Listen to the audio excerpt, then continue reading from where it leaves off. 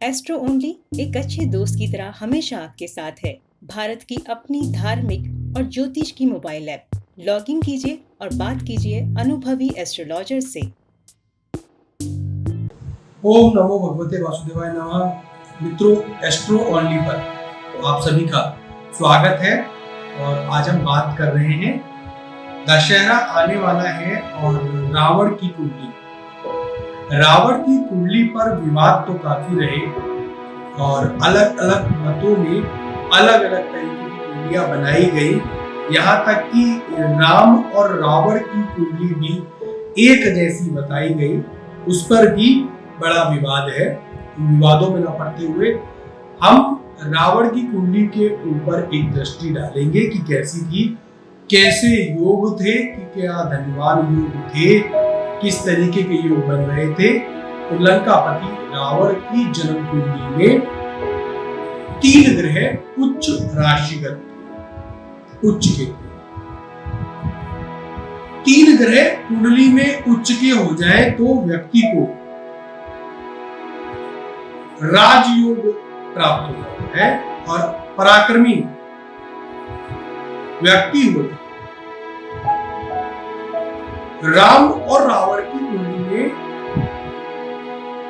राम जी पंच उच्च ग्रही योग प्राप्त था और इसी कारण से रावण के ऊपर राम जी को विजय प्राप्त हुई थी। राम और रावण की कुंडली में, राम जी की कुंडली में पंच उच्च ग्रही योग था और रावण की कुंडली में बताया कि 3 ग्रह उच्च राशि थे, उच्च के थे। रावण इसके बाद भी अब 3 ग्रह उच्च के थे, पराक्रमी, परम ज्ञानी, प्रकांड ज्योतिषी, देवज्ञ पुरुष और भविष्य को देखने वाला एक व्यक्ति हो। और यह सब कहीं ना कहीं रावण की जो कुंडली में योग थे उनके कारण ही हो रहा था। और रावण को दिख रहा था, अपनी मृत्यु की भविष्यवाणी भी रावण ने की, अपने सगी संबंधियों को भी देखा था कुंडली से, और वो जानता था कि यह मेरा अंत है और यही मेरा अंत होना। अब इसके अतिरिक्त हम रावण की कुंडली देखें तो जैसा हमने बताया कि भविष्य को देखने वाला लग्न तुला और राशि भी तुला रावण की थी। लग्न में पंचमेश व दशमेश की युति बड़ी अच्छी बनी। यह पंचमेश राजयोग का एक कारण थे, जो पंच महापुरुष योग में से एक शश योग भी रावण की कुंडली में बना। दशमेश चंद्र से युति होने के कारण लक्ष्मी नारायण योग भी रावण की कुंडली में बना और इसलिए चहुओर रावण की जो ख्याति प्रसिद्धि थी वो फैली। हमने बताया लग्न रावण की, तुला राशि भी तुला, लग्न में पंचमेश व दशमेश की युति थी। पंचमेश राजयोग और एक पंच महापुरुष योग में से शश योग भी रावण की कुंडली में बना। दशमेश चंद्र से युति होने के कारण लक्ष्मी नारायण योग जो होता है वह व्यक्ति की ख्याति बड़ा प्रसिद्ध और विख्यात कराते हुए निकल। राम और रावण की कुंडली नहीं थी, ये हमने पहले आपको बताया और इस बात के भी ठोस प्रमाण मौजूद हैं। रावण की तुला लगन और तुला राशि, राम की जी की कर्क लगन और कर्क राशि बनती थी और जो एक दूसरे से भिन्न। रावण की कुंडली में अगर हम देखें, कुंडली खुली है तो हम देखते हैं चतुर्थ भाव माता सुख इन सब चीजों से जुड़ता है। उसके अंदर बड़ा इंपॉर्टेंट ये 4th हाउस होता है कुंडली का। जो 4th हाउस है माता का सुख, माता से संबंधित और सुख का भाव, यानी व्यक्ति के जीवन में सुख कैसा आएगा, ये 4th हाउस बताता हुआ नजर आता है। और ये बात तो मैं हमेशा बोलता आया हूं कि 4th हाउस को अपने 4th हाउस को जरूर देखिए आप। सुख कैसा है, कौन कौन ग्रह उसमें बैठे हुए हैं, किस परिस्थिति में 4th हाउस के स्वामी बैठे हुए हैं, उसका अध्ययन जरूर करिए। सबसे पहले उसी का अध्ययन करें सुख के।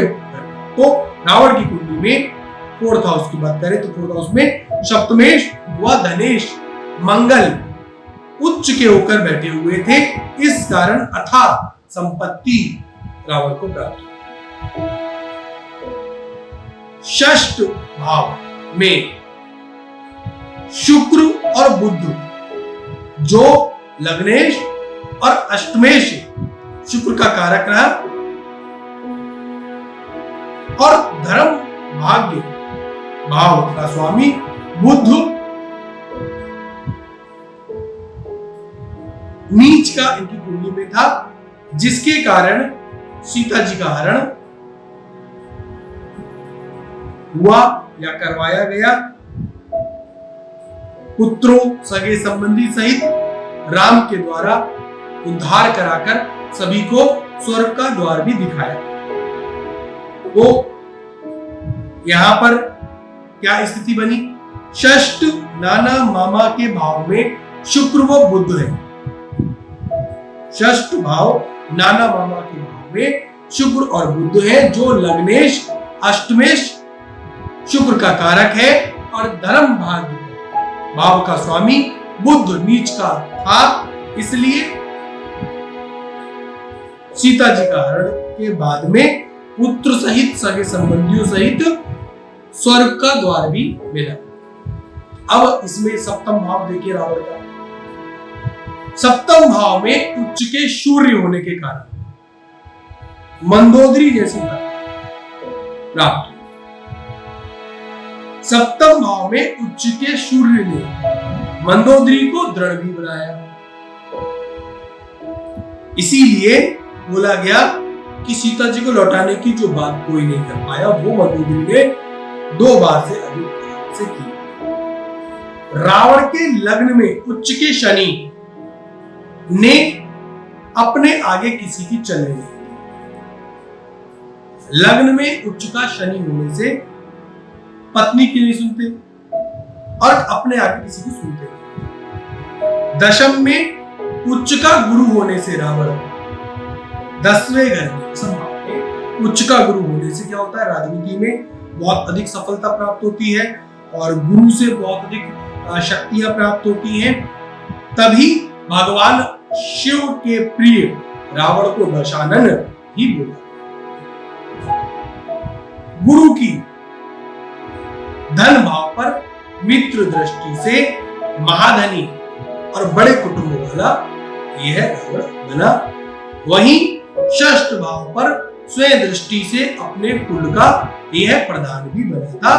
पंचम भाव पर शत्रु दृष्टि से उसके पुत्रों को भी इन ग्रहों ने बलशाली बना दिया था कि पंचम भाव पर शत्रु दृष्टि ने पुत्रों को भी बलशाली बनाया। ऐसा ये सब जो रिसर्च है ज्ञानी लोगों के द्वारा की गई है और आसानी से आपको उपलब्ध हो जाएगी।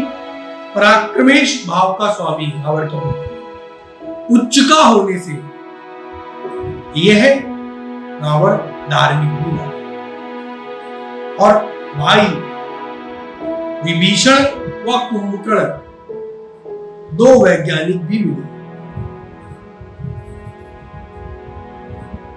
लेकिन वही सब चीजें की सब कुछ होते हुए भी रावण को, ऐसा भी बोल सकते हैं कि भविष्य को शायद रावण ने देख लिया था कि अगर स्वर्ग का द्वार प्राप्त करना है, स्वर्ग का जो सुख है वो प्राप्त करना है, तो भगवान श्री राम के हाथों ही अंत करना चाहिए। तो रावण को कुंडली अगर देखे तो बहुत स्ट्रॉन्ग कुंडली थी।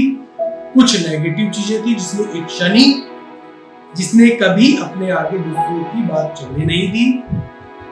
तो इस कुंडली के अनुसार अपनी भी कुंडली बनाए, अच्छी अच्छी चीजों को एक्सेप्ट करें, अपनाएं, और बुरी बुरी चीजों को दशहरे के दिन भगवान राम का प्रण करते हुए अपने से दूर करने का प्रयास करें। अपना अहंकार यदि शनि के कारण मौजूद है तो उसको त्यागने का कार्य करें। अहंकार व्यक्ति के अंत का एक कारण बनता है। नम्र स्वभाव के बने रहें, दूसरों की आलोचना को सुनकर उनसे बहुत कुछ सीखने का प्रयास करना ही अपने आप में बड़प्पन बोला जा सकता है। कि निंदक नहीं रहती सवाई, अपने निंदकों को अपने पास रखिए, जैसा रावण नहीं कर पाए और राम ने दूसरे लोग आलोचना भी हुई तो उसको भी स्वीकार करते थे, सुनते थे। तो हमें राम बनना है या रावण बनना है, ये है अपनी कुंडली को देखकर अच्छी, जैसा हमने कहा, अच्छी अच्छी चीजों को अपनाएं और बुरी चीजों को त्याग। एस्ट्रो ओनली की मोबाइल ऐप आप गूगल के प्ले स्टोर से डाउनलोड कीजिए, डिस्क्रिप्शन में उसका लिंक दिया गया है। जय माता।